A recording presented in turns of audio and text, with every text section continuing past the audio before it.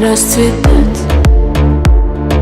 Я в тебе буду целовать, горячие губы буду молчать. Только чтобы ты говорил, чтобы ты говорил.